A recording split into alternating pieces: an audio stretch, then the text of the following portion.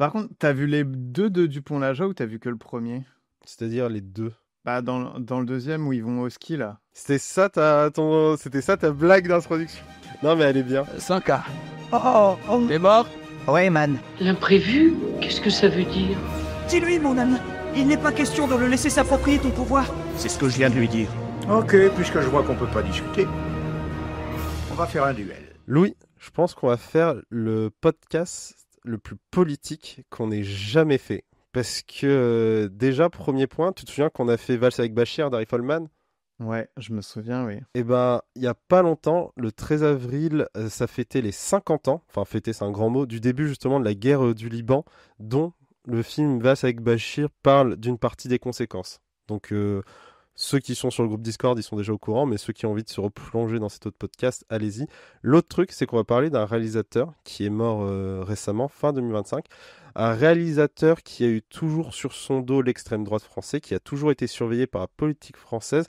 C'est presque, si j'étais suffisamment audacieux pour le dire, le réalisateur le plus sulfureux du cinéma français, en partie par ses thématiques, mais surtout parce qu'il s'est toujours créé de l'adversité en essayant de défendre le vivre ensemble. Le réalisateur dont on va parler et qui nous a quittés, c'est Yves Boisset et son film. C'est Dupont-la-Joie qui est sorti il y a 50 ans aussi, d'ailleurs. Bonjour et bienvenue à tous les perdus et les retrouvés pour ce nouvel épisode de Projection Perdue, votre podcast cinéma de la Chimérathèque. Je suis Damien et je suis accompagné de mon ami Louis. Bonjour Louis. Bonjour tout le monde. Comme j'ai dit, on va parler d'un film très particulier, un film qui a été censuré, un film qui est passé sous l'œil du Premier ministre, un film qui a été surveillé par le ministre de l'Intérieur, un film dont on a essayé d'empêcher le tournage, un film qui a fait polémique à sa sortie.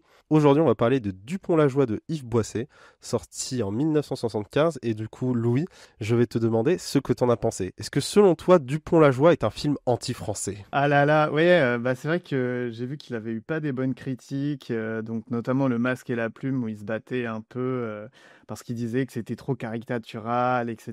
Peut-être que vous comprendrez quand on va raconter le pitch de ce film.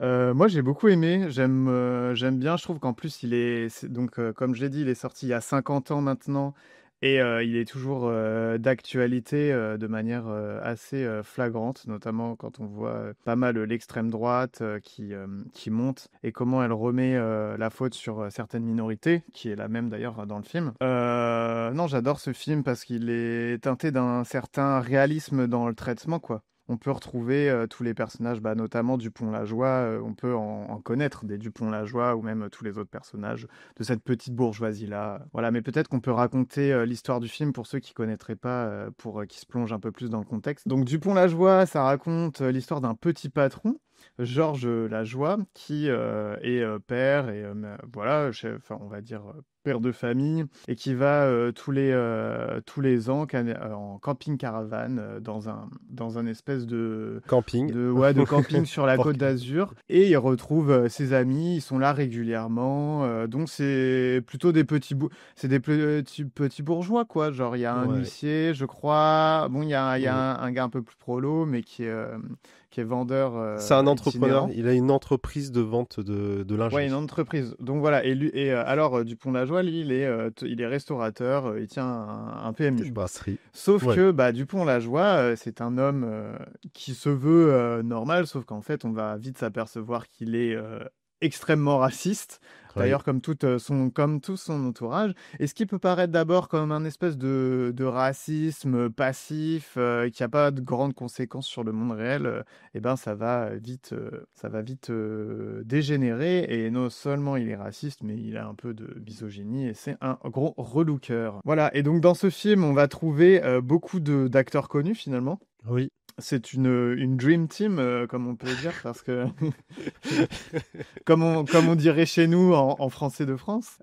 Donc déjà, pour la musique, c'est Vladimir Cosma qui a fait beaucoup de films de Francis Weber. Si ça peut vous mettre sur la piste de ce que c'est, à ne pas confondre avec Vladimir Cauchemar, qui est sûrement une référence à Vladimir Cosma. Et ce qui est assez étonnant, c'est qu'il y a un peu cette ambiance-là au début du film, hein. Il y a un peu cette ambiance film comédie où tout se passe bien, il y a un peu des vannes, etc. Enfin, on voit directement que le gars est raciste, hein, mais voilà, ça pourrait s'arrêter là. Et donc dans les acteurs, on a Pierre Tornade qui joue un des personnages, qui joue l'itinérant. Pierre Tornade, pour ceux qui tu vois pas, vous connaissez peut-être sa voix parce qu'il a vachement doublé dans Astérix, notamment à Bras Raccourcis et Obélix. Donc Georges Lajoie est joué par Jean Carmé, donc qui a une bonne tête de cinquantenaire basique, donc ça marche assez bien. Il est parfait dans ce rôle. Il est parfait. Et aussi, c'est un des premiers rôles de Isabelle Huppert qui joue assez jeune, une des filles, justement. Brigitte donc, Collin, la fille Brigitte des Collin. Collin, les entrepreneurs vendeurs de Les lingerie. Enfin, entrepreneurs, c'est voilà. comme tu Et- disais, un petit truc de vente de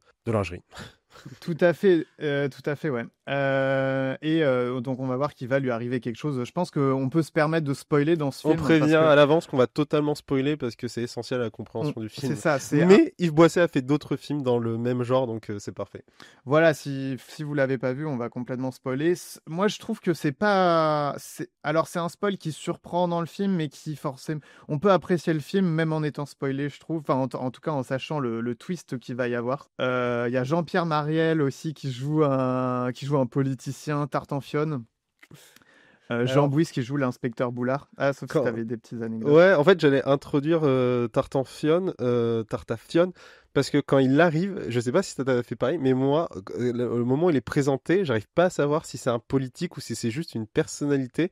Et c'est après, en le voyant animer justement le Intercamping, en gros, parodie équivalent de Interville, que j'ai compris que c'était un présentateur et pas un politicien. Ah, c'est un présentateur, ok. C'est un présentateur. Mais oui, il a moi, j'ai totalement les toujours cru que comportements d'un c'était un politicien. politicien, ouais. Mais t'as raison, en plus, il est inspiré d'un vrai personnage, je crois. Et autre tête connue, mais qui est vraiment limite fait un caméo dans le film, c'est Jacques Villeray qui joue dans Un dîner de cons. Ta présentation était parfaite. En plus, t'as fait le casting, donc c'est nickel. Ah, merci. D'habitude, c'est toi qui le fais, là. Je me suis Oui, dit, je ok, sais, du coup, j'étais aux anges. Alors, comme tu le dis, l'introduction, en fait, immédiatement, on arrive à saisir les enjeux qu'on suit une petite bourgeoisie parce qu'on suit Georges Lajoie qui est dans sa brasserie et très vite, tu as littéralement un noir qui semble travailler pour la ville, qui vient pour aller juste aux toilettes. Ils lui font payer quand même une conso et dès le départ, ils te disent des trucs racistes sur lui en mode « Ah, ces gens, ils viennent ici pour l'argent, ils travaillent pas. » Derrière, tu as un hippie qui vient, il le déteste. Derrière, ils adorent la police qui corrompt même pour protéger pour protéger son véhicule et avoir les autorisations pour partir avec. Donc dès le début, on te le place comme un petit bourgeois. Il y a un exemple que j'utilise souvent, c'est que pour parler du film, je dis toujours que ça ressemble un peu au Bronzé fond du ski parce que ils arrivent bien, ça ressemble tout simplement au Bronzé parce qu'ils arrivent bien justement à saisir ce côté petit français, petit bourgeois qui est parfait. Rapidement, tu te rends compte que tu as affaire à un trio de beaufs. Comme tu l'as dit, on a notre brasseur qui en a marre de tous les autres, qui est en mode on va rouler toute la journée, on s'arrête pas pour aller aux toilettes, il faut qu'on fasse notre route pour arriver à temps. Notre huissier, avocat, limite notaire, je pense qu'il est huissier. Je pense qu'ils disent que c'est un huissier à un moment. C'est un huissier, ouais. Qui est très particulier. En fait, dans la façon dont il est joué, tu sens que c'est celui qui a la connaissance et qui se considère un peu mieux que tous les autres, et notre petit vendeur de lingerie qui en profite avant l'arrivée de Lajoie pour faire l'amour littéralement à sa bourgeoise, qu'elle soit consentante ou pas, même si c'est très bizarre. Et très vite, elle est clairement pas Lajoie... consentante au début. Enfin, elle est pas consentante totalement. du tout. Mais... Et très vite, Lajoie, il commence à avoir un regard obscène, pervers justement sur les Collin, donc cette famille de vendeurs, et il va commencer à beaucoup les regarder. Il y a un personnage qu'on n'a pas évoqué et qui pour moi est essentiel dans l'histoire, parce que Lajoie, il y va avec sa femme, mais il y va pas seulement avec sa femme, il y va aussi avec son fils. Son fils qui fait des études pour devenir professeur. Son fils que au début je détestais, mais finalement ça s'avère un des personnages les plus sympathiques du film. En même temps, c'est pas dur, mais vraiment c'est le cliché du lycéen. D'ailleurs, je pense qu'il est plus âgé qu'un lycéen, mais chemise à carreaux dans le pantalon, franchement, je le détestais. Moi, j'aime bien son introduction parce que tu vois que c'est juste le fils à papa, tout le monde l'adore en mode qu'est-ce qui est suffisant, qu'est-ce qui est beau, il va devenir professeur et faire de grandes études. Il y a un autre personnage qui est assez important et qui se rajoute très vite, c'est quand notre trio arrive juste à côté d'eux, ils ont une caravane d'un Italien et les premiers trucs qu'ils commencent à dire, c'est que ce qu'il faut savoir, c'est qu'au début du XXe siècle, les Italiens, ils sont très mal vus en France. Il y a un super film légèrement biographique, pas biographique, mais... c'est un film d'animation qui s'appelle Interdit aux chiens et aux Italiens, qui parle bien justement de cette main-d'œuvre italienne venue en France et vraiment pas du tout considérée jusqu'à ce qu'il y ait la Seconde Guerre mondiale et un racisme beaucoup plus colonial qui se mettent en place. Et lui, justement, il va être introduit. Et t'as un autre personnage qui est la personne qui possède le camping, qui s'appelle Lulu, qui est le, la personne qui va s'occuper d'eux. C'est lui qui gère le camping et qui a une relation très particulière parce qu'il est gentil avec tout le monde. Mais tu sais qu'il a passé beaucoup de temps, je crois, au Ouais, Maroc ou en en Algérie parce qu'il Algérie, c'est parle un avec pied les noir, ouvriers. ouais. Il parle arabe, comme l'italien. Et les deux, Et ils s'entendent super bien. Ils font vraiment le lien entre les deux mondes. Et c'est ceux qui sont tout à fait, ouais. le moins problématiques au début du Bah, film. ce qui est normal parce que en fait, c'est assez intéressant la relation qu'ils ont avec l'italien parce que on voit qu'il y Mm. a une évolution entre guillemets dans le racisme où donc on est en 75 où le racisme on voit que c'est une période où le racisme anti-italien commence à Disparaître. disparaître vis-à-vis du racisme anti-arabe qui va être le sujet du film. On va expliquer pourquoi Mm. plus tard. Et je trouve que ça fait aussi un lien avec aujourd'hui où beaucoup dans l'extrême droite, ils vont défendre l'identité blanche et européenne en fait, et alors Mm. que genre des Grecs qui étaient considérés comme des étrangers avant sont de moins en moins considérés comme des étrangers par l'extrême droite et qui vont maintenant avoir comme une espèce de dans leur tête, une guerre de civilisation qui est beaucoup plus liée à la blanchité en fait, et un Il y a déplacement. un truc qui est très intéressant avec la Grèce, mais là on s'éloigne du film, qui est que tu as eu un énorme enjeu débat historiographique et philosophique au 19e pour savoir si la Grèce était un pays européen Mhm. ou un pays arabe, parce que à ce moment-là tu avais l'Empire ottoman qui avait justement une partie de territoire de la Grèce, et tout l'enjeu des Européens c'était de savoir est-ce qu'on va défendre un territoire européen ou est-ce qu'on le laisse parce que c'est un territoire qui n'est pas européen. Donc c'est vraiment au 19e siècle que la situation de la Grèce par rapport à s'ils étaient occidentaux ou pas s'est jouée. Et on a une époque justement où tu as tout ce truc sur le développement des sciences racistes qui donneront les conséquences que l'on a Mhm. en 40. Alors Lulu, pas Lulu du coup notre italien, en fait ce qui le fait progresser c'est que vraiment il passe de ce côté c'est un italien à ah en fait c'est un entrepreneur. C'est pas Tout à fait, juste ouais. un immigré, c'est quelqu'un qui a de l'argent en fait, qui permet cette reconnaissance sociale et ça se voit qu'ils ont vraiment un pied dans les deux, notamment quand Lulu essaye de convaincre Lajoie et ses deux amis d'investir dans cet hôtel qui fait construire au bord de l'eau, qui vont parler justement avec les employés qui sont en train de construire, qui leur parlent dans leur langue du coup, et que très vite ils demandent, t'as Lulu qui essaye de le convaincre et l'Italien leur dit bah non, en fait pour savoir s'il faut investir ou pas, faut parler aux personnes qui construisent le bâtiment et quand ils leur parlent ils disent c'est de la merde, n'achetez pas. Ouais. Et à ce moment-là il se dit ah mais c'est un entrepreneur et en plus il est capable de les comprendre, c'est vraiment un mec incroyable, c'est ça qui le fait s'ajouter à leur groupe qui finalement se mettra en opposition quand on verra les conséquences qui Tout à suivent fait, ouais, ça va vite juste se après. retourner, quoi. On va dire, leur groupe va Ouais. de plus en plus se resserrer. Peut-être on peut un peu plus expliquer l'histoire de ce qui va se passer pour que tout le Ouais, monde justement, comprenne bien j'allais les annoncer enjeux, en ouais. disant que le truc qui est intéressant, c'est le timing. Le film, il fait environ 1h30, 1h40. Mhm. Et le film, il est vraiment coupé en deux parties. C'est-à-dire Tout à que fait. le drame arrive pile à la moitié du film. Donc pendant 40-45 minutes, tu as juste la mise en place de ce groupe d'amis qui sont en vacances, qui profitent des vacances, de la jeune fille Colline qui s'entend bien avec le jeune Lajoie. Et tu sens quand les deux... il y a des rapprochements, tu as la scène de dérapage dans le bar qui va être importante pour après, et on arrive enfin Ouais, justement à la césure dans tu le veux que je film. l'explique? Ouais, je te fais une mini rampe de lancement Ouais, pour dire à vas-y. quel moment elle arrive. Elle arrive justement au moment où on a notre présentateur qui arrive pour le jeu Intercamping, donc à nouveau l'interville des campings. Déjà le principe il est prodigieusement bête, mais j'adore parce qu'il est super bien accueilli. Il est accueilli en héros, en fait, il est accueilli en présentateur télé apprécié des gens comme un Jean-Pierre Pernaut qui arriverait dans, je sais pas, les Moullasson-Lémon, quoi. Et pendant ce jeu, la jeune Lajoie, la jeune Colline n'est pas là, en fait, elle a décidé de s'éloigner, et Dupont-Lajoie, en fait, qui doit participer à une épreuve, décide également de s'éloigner. Et Louis, je te passe le Ouais, flambeau. je vais remettre un. Donc, Dupont-la-Joie s'éloigne.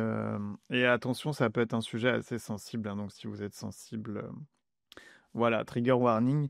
En gros, il va retrouver Brigitte, qui est jouée par Isabelle Huppert, donc qui est la fille de ses amis et qui doit avoir 17 ans, hein. Donc je crois que dans le film, elle est même pas majeure.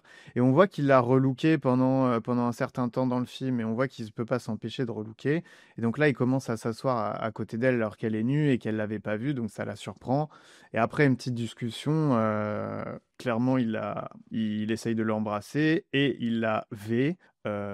Sauf qu'elle se débat, en se débattant, il va lui donner un coup et donc il va la tuer. Suite à ce V et à ce meurtre, il va commencer à paniquer, il va aller la déposer près du chantier dans lequel travaillaient les immigrés algériens. En fait, il se trouve qu'ils avaient eu une altercation en plus avec les Algériens la veille, parce que justement un Algérien avait essayé de danser avec Brigitte, et Dupont-Lajoie s'était énervé en disant c'est ça le bico, alors qui est une insulte pour désigner les Arabes, qui est un peu désuet maintenant, mais Moins utilisé, mais toujours aussi insupportable. toujours insupportable. Faudrait voir s'il est dans le dico de l'Académie Ouais, française. c'est ça. Je ne suis pas sûr, parce que effectivement, il dit jamais arabe ni même algérien.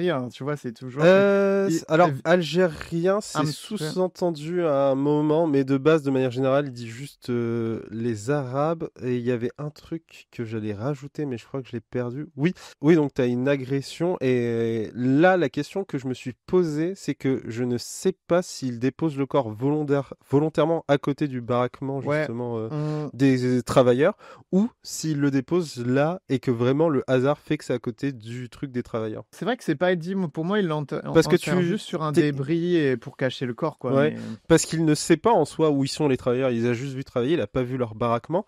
Mais pour moi, c'est pareil, il le pose là et le hasard lui sert extrêmement bien parce que la compétition d'intercamping qui était toujours en cours se trouve à arrêter parce qu'on a retrouvé le corps, c'est à côté du baraquement.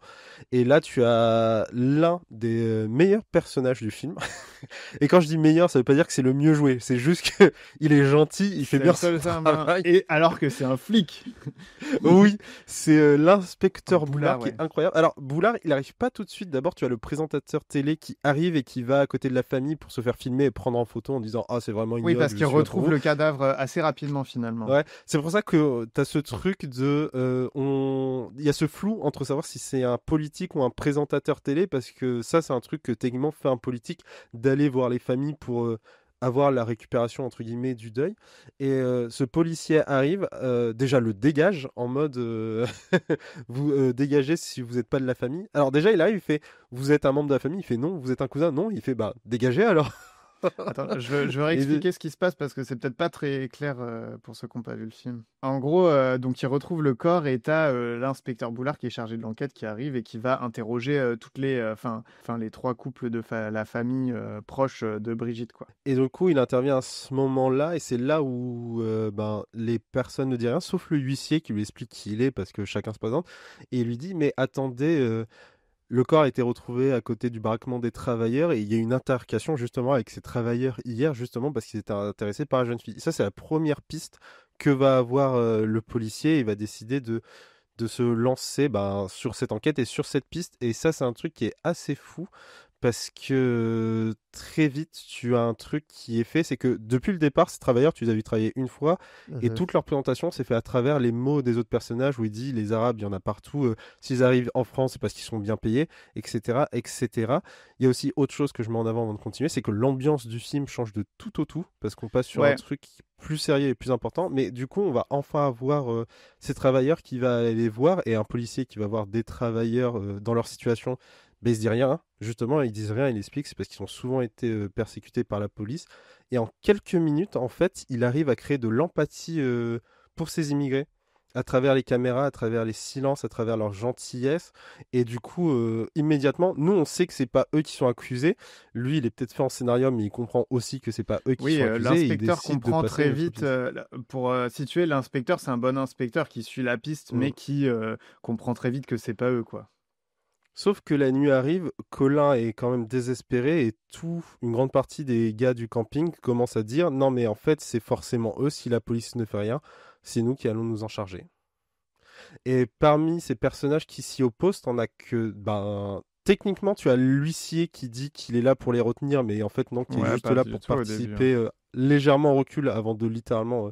mettre ses mains dans le cambus. Mais tu vas surtout avoir Lulu et l'Italien, qu'on va peut-être arrêter d'appeler l'Italien et qu'on va lui donner un moment un prénom, qui eux interviennent vraiment parce qu'ils savent ce qui va se passer. Et Lulu, s'il le sait, c'est parce qu'il a travaillé très longtemps en Algérie. Et il a déjà vu à quoi ça ressemblait ce qu'il s'apprête à faire, et ça ressemble tout simplement à un massacre. Et lui, il veut arrêter ça. C'est une ratonnade qu'ils vont faire clairement, sans aucune preuve, voilà. Et le fils aussi va vouloir s'y interposer. Alors lui, il y va de base parce que son père y est mêlé, il veut pas que son père y est mêlé, mais depuis le début qu'ils sont arrivés dans le camping, tu sens qu'il y a des tensions entre les deux parce que le jeune, il aime pas du tout la façon dont son père se comporte. Et on arrive à une deuxième scène qui est incroyable. Alors ce qu'il faut savoir, si on parle d'Algériens depuis tout à l'heure, c'est que justement au moment où ils vont attaquer la baraque, le leader qui est habillé un peu en tenue militaire, il dit on va le faire comme en Algérie. Et ça c'est un truc qui est très important parce que 2 ans auparavant, Yves Boisset il a sorti RAS, qui est un film justement sur la torture et les mises à mort en Algérie par l'armée française. Et ils y vont, ils commencent à s'en prendre aux gens. Et c'est très violent jusqu'à ce qu'il y en a un qui se fasse tuer.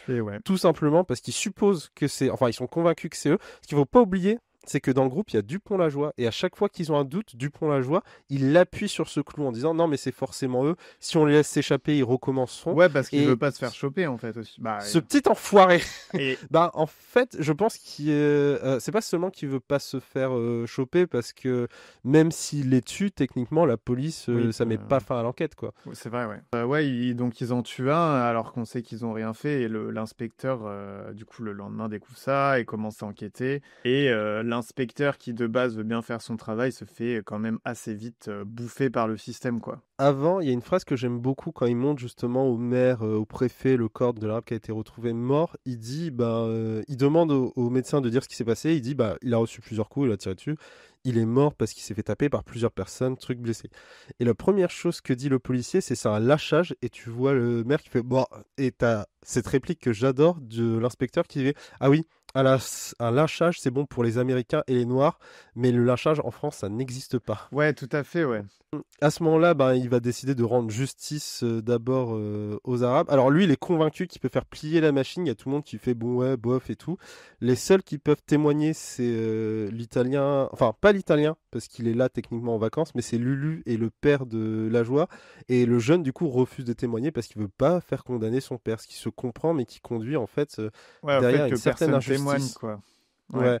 Et le moment ultime, c'est justement le moment où on dit littéralement à l'inspecteur, mais si tu veux pas si tu veux avoir ta promotion, ça sert à rien d'avoir bien servi. En fait, si tu continues à faire cette enquête et tu fais emprisonner des gens tu dégages. Ouais. Et du coup, il se retrouve obligé d'accepter ce qui lui est proposé, c'est de dire, il y a eu une baston entre ces gens-là qui se comportent n'importe comment. J'aime bien comment quand l'inspecteur est devant ceux qui ont tué ce travailleur, quand il est réuni et qu'il commence à parler en disant vous inquiétez pas, vous aurez rien parce que ma hiérarchie a fait pression, il leur dit c'est vrai que eux a un mauvais sang et ils parlent pas, c'est comme des animaux, ils s'entretuent et du coup ça va être le truc qui va être mis en avant. Vous êtes libre. Et le film, en tout cas le camping, cette session de bonheur entre les gens vite fait prend fin et ils décident de tous repartir chez eux avec ce moment-là, le fils qui totalement se détourne de son père en disant je rentre pas avec toi. Il dit même pas au revoir, il dit qu'au revoir à Sam. L'inspecteur, même au-delà de parler la promotion, c'est que justement il va se faire retirer l'enquête de toute manière s'il ment pas. Donc on voit qu'il y a un système qui essaye de couvrir cette affaire, d'autant qu'il parle aussi du fait que c'est un village touristique et qu'ils veulent pas de problème et donc ils veulent pas qu'ils parlent de ratonnade dans ce coin-là. Donc il y a toute une pression médiatique. Et ce qui fait, parce que là on a décrit le film, mais ce qui fait que c'est hyper intéressant dans le film d'être frustré à ce point-là, parce que finalement, si tu regardes le film, tu sais pas ce qui va se passer. Georges Lajoie, tu te dis, bon, il est complètement raciste, mais finalement, tu regardes Les Bronzés avec des blagues un peu racistes, etc. Mais peut-être qu'il va changer et que ça va être une histoire de quelqu'un qui va justement s'ouvrir. Et là, ce twist du milieu est exceptionnel, tu vois. T'imagines, tu regardes Les Bronzés et tout à coup, t'as un truc ultra violent qui arrive, qui va tout chambouler. Et tu te mets complètement à détester Georges Lajoie alors que tu avais presque un peu d'espoir pour lui qui change au milieu du film, quoi. Tu pouvais avoir limite garder un peu d'empathie.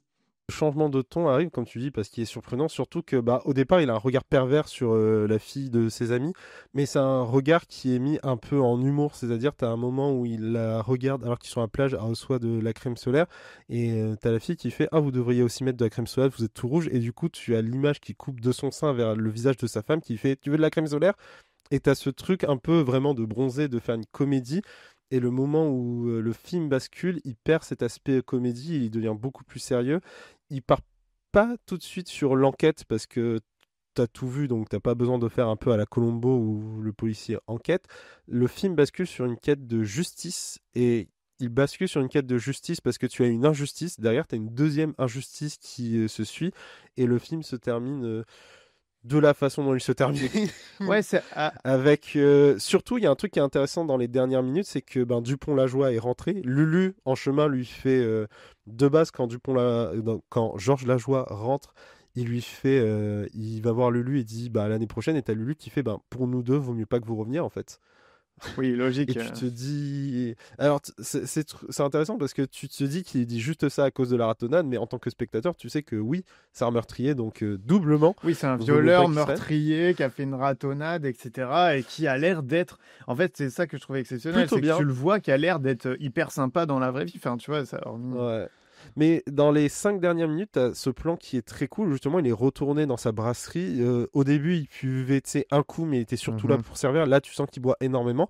Et tu as surtout lui qui raconte les événements en expliquant qu'en effet, la fille s'est fait violer par les immigrés qui se sont occupés. Et t'as un des mecs qui fait, mais vous êtes. Il dit, ah, si vous aviez vu ce qu'on leur a mis et tout. Et t'as un des gars qui est au bar qui fait ah mais vous étiez combien et il fait on était 4-5 et eux ils étaient une dizaine, alors que dans le rapport de force quand tu vois le film tu sais que les travailleurs ils étaient 4-5 et que eux ils étaient une vingtaine. Et ce que je trouve assez fou, c'est que ce film, déjà, il se base d'histoires vraies, de ratonnades qui ont eu lieu genre 2 ans avant Dans les années 70 Dupont-Lajoie, il y en je a crois. eu une Enfin, il y en a eu plusieurs. énormément, je crois Et- qu'on est autour d'une 50aine et dans la Ouais. région où ils ont tourné il y en a une 15aine. Et en fait, le film, donc les 50 ans du film, c'était en février, au moment où il y a eu l'affaire du meurtre de Louise.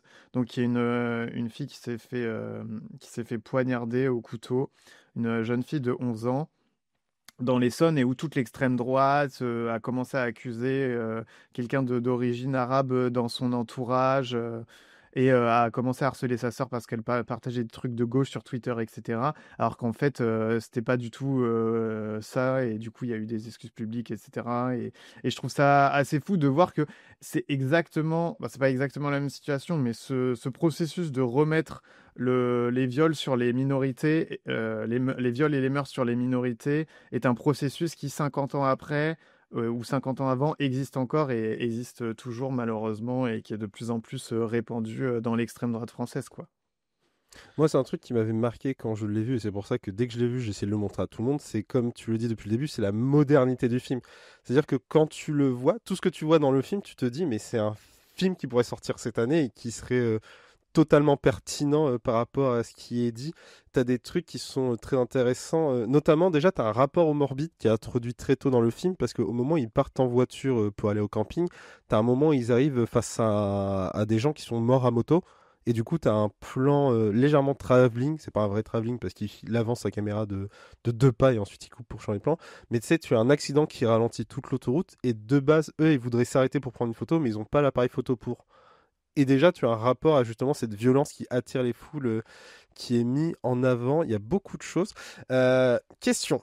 Est-ce qu'on spoil la toute dernière scène du film? Moi, j'ai envie parce que ça fait partie de l'appréciation du film. Alors, vas-y, je te laisse.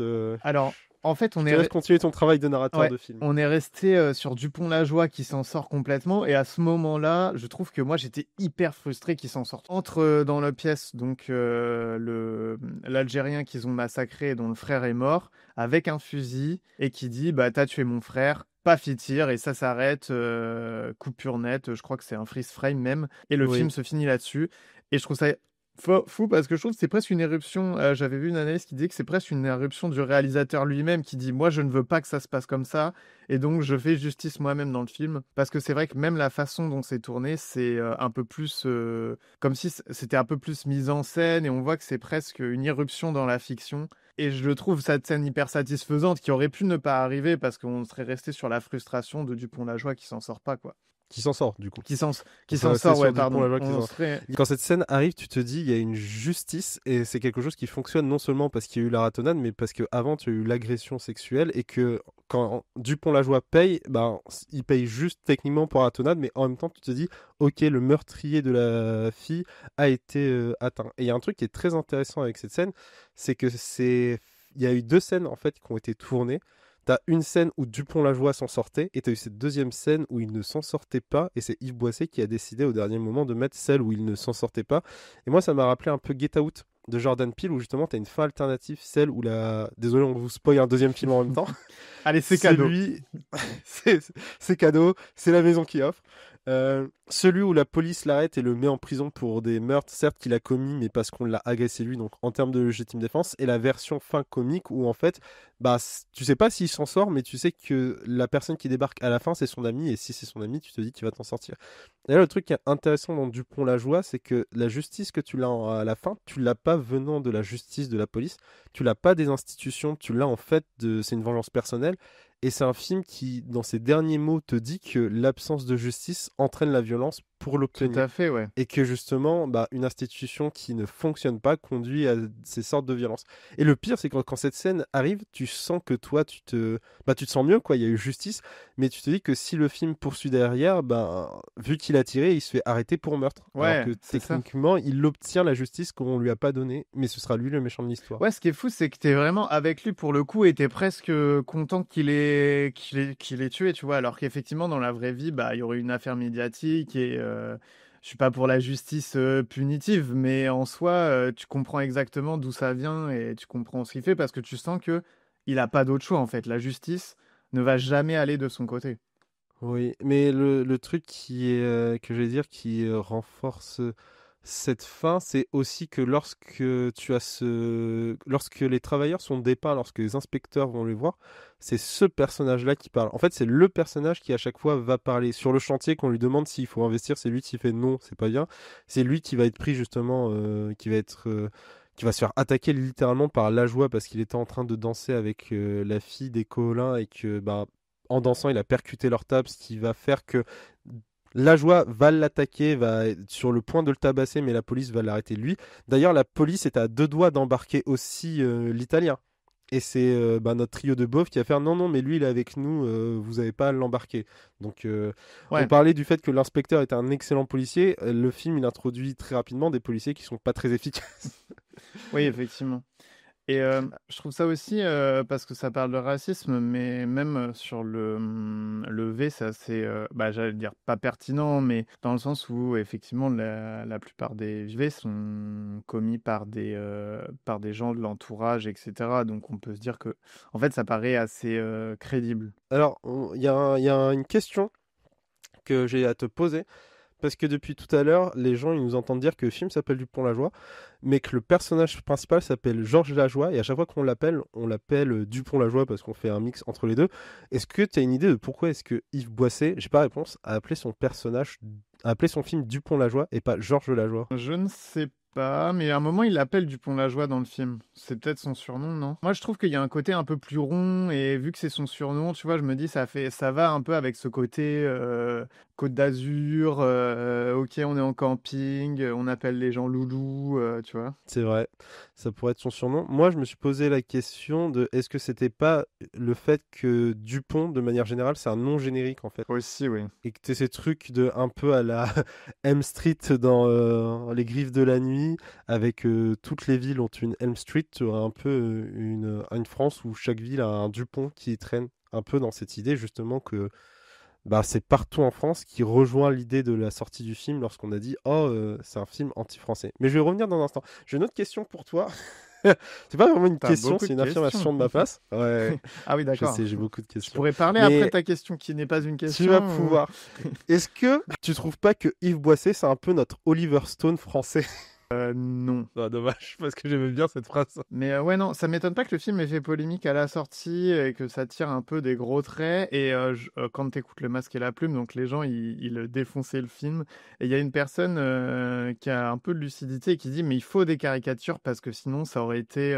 Enfin, il faut que les traits soient un peu ressortis parce que sinon le film serait très mal interprété en fait. Et je suis assez d'accord avec ça.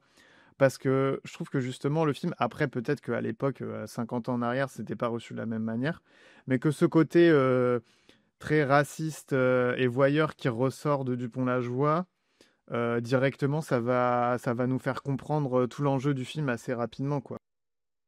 Hmm.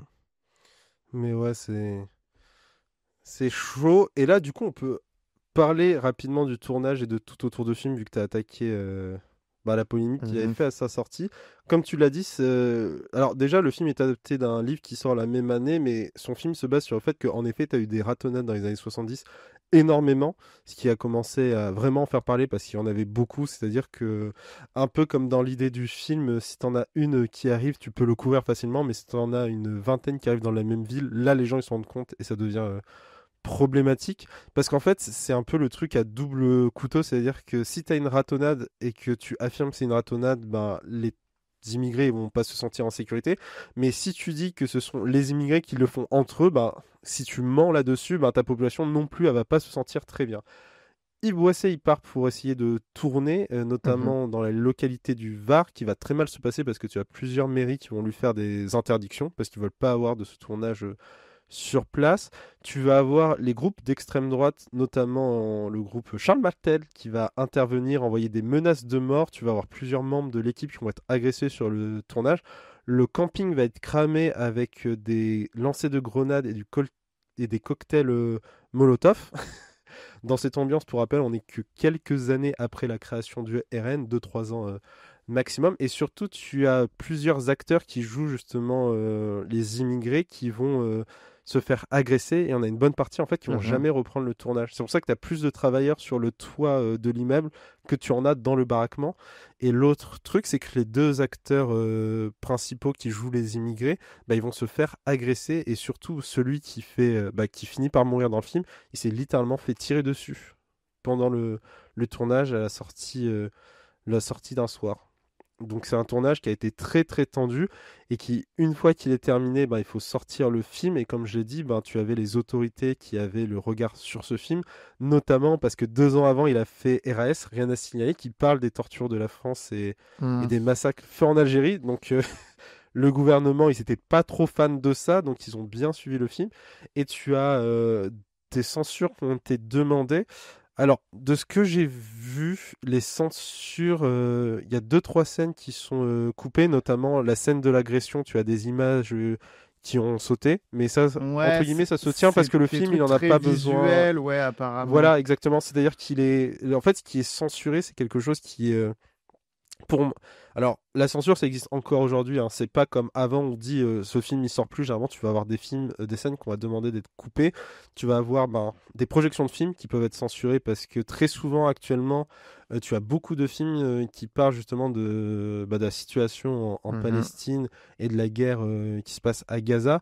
Et tu as beaucoup de ces films-là qui sont interdits de projection parce qu'on a peur des heurts que ça peut créer. Donc ça aussi, c'est intégré dans la censure. Donc tu as les Mhm. grandes censures, on va dire autodafé, et entre guillemets les petites censures. Tu coupes des scènes à l'intérieur de ton film. Mais c'est quelque chose qui est encore d'actualité et qu'il faut pas forcément voir comme une catastrophe. Parfois, ça peut aider, notamment si le film est trop long. Mais là, tu vois qu'on lui a demandé de faire des coupures, et ça, c'est aussi pour éviter que le film soit interdit au moins de 18 ans. Donc pour que ce soit un film qui soit accessible au plus de personnes. Et il y a un dernier truc que j'ai oublié de dire pendant le tournage. Alors, je sais pas si c'est vrai, mais tu as une rumeur qui dit que lorsque tu as la ratonnade un peu vers la fin du film, tu as une partie des figurants du coup du groupe qui va agresser et qui va faire la ratonnade qui vont échanger leurs accessoires contre de vrais accessoires. Ah ouais, Mais ça, je c'est le savais truc qui pas, devient je un savais peu pas. flou. Moi, je sais que, Ouais, mais t'as plein de trucs en fait, autour du film qui sont quand très il a été particuliers. distribué aussi, il y a un directeur d'un cinéma pâté qui a refusé de diffuser le film parce qu'il avait peur que ça attire des Arabes et que ça Oui, fasse fuir ses habitués. Tu sais, oui. c'est exactement ce que dénonce le film, mais Ouais. Et il y a un dernier truc, parce qu'on parlait de la modernité de ce film. Donc, à travers ce que j'ai dit, je voulais montrer qu'il a été gêné, notamment par l'extrême droite, pour être fait et sortir. Et en fait, c'est aussi un truc que tu as encore dans l'actualité. Notamment, tu as un film qui a subi une énorme campagne une énorme campagne internet de dénigrement, qui est un film qui est sorti en 2023, qui s'appelle Avant que les flammes ne s'éteignent. Je sais pas si tu l'as vu. C'est un film de Mehdi Fikri, et en fait c'est un film qui parle du fait qu'il y a un jeune homme qui va être tué au cours de l'interpellation de la police, et ça parle en fait de comment sa famille vont se battre pour essayer d'avoir un procès, se battre pour avoir un procès. Et c'est un film qui, avant sa sortie, a été, s'est pris un torrent d'insultes de la part de l'extrême droite, qui, avant sa sortie, a eu des notes, a eu littéralement un review bombing de juste des notes de 1, au point que la majorité des sites de notation ont dû couper la notation sur ce film. Et c'est un film, si vous l'avez pas vu, que je vous conseille, parce que c'est un film qui part pas, enfin, qui a une dimension politique, mais surtout qui pose la question du deuil et comment on vit le deuil face à l'injustice. Ou face plutôt à l'absence de justice, qui est un truc que tu retrouves dans Dupont-la-Joie avec cette question d'absence de justice. Et d'ailleurs, Damien, tu m'as posé si j'avais bien aimé le film, j'ai répondu oui. Toi, t'as bien aimé? J'adore le film de Dupont-la-Joie et je regrette que Yves Boisset nous ait quittés vraiment récemment, parce que je commence tout juste à découvrir son cinéma. On a parlé du Dupont-la-Joie, mais les gens le connaissent sans doute pour un autre film qui est Le Prix du danger, qui est aussi de lui. Et Yves Boisset, c'est un réalisateur qui avait la particularité vraiment d'être d'actualité dans ce qu'il faisait. Et c'est un réalisateur que je vais regretter de ne pas avoir découvert plus tôt, mais Dupont-la-Joie, c'est vraiment un de ces films que j'adore par-dessus tout. D'ailleurs, si vous voulez, sur Arte en ce moment, si vous écoutez ce podcast à la sortie, il y a Espion lève-toi Boissé disponible donc gratuitement sur Arte. Pour regarder le film complet, vous n'avez aucune excuse. En tout cas, merci Damien. C'était l'épisode de Projection perdue, un podcast de la Chimérathèque pour parler de Yves Boisset et notamment de son film Dupont-la-Joie. Merci à toi Damien d'en avoir parlé avec moi. Merci Louis, cher public perdu, j'espère vous reparler très vite. À toi aussi Louis. Salut Alors, tout le est-ce monde. que Louis, après avoir vu Dupont-la-Joie, tu considères que Yves Boisset, c'est le réalisateur le plus sulfureux du cinéma français? Non, parce que faudrait définir sulfureux en fait. Parce que je trouve que c'est justement, je trouve que le plus engagé à gauche, certainement. Enfin, le plus engagé de manière expressive à gauche, certainement. Enfin, j'en connais pas des antiracistes aussi forts, quoi. En fait, je trouve ça étonnant à quel point le film est ouvertement antiraciste et j'ai jamais vu ça, je crois. C'était notre podcast le plus politisé, je pense. Est-ce que tu penses que ce serait possible que notre prochain podcast soit un peu moins hardcore? Est-ce que tu penses que c'est une mission qu'on peut réussir? Non, je pense que c'est une mission impossible. Belle perche, Voilà. belle perche. Merci. Bravo, bravo. Tu l'as inventé ou... Ouais, je viens de l'inventer, c'est pour Oh ça là que là, j'ai un peu t'es fou. galéré. J'ai Ouais. un peu galéré pour le possible et le mission à réussir à les accorder. J'espère que ça passera bien à l'audio.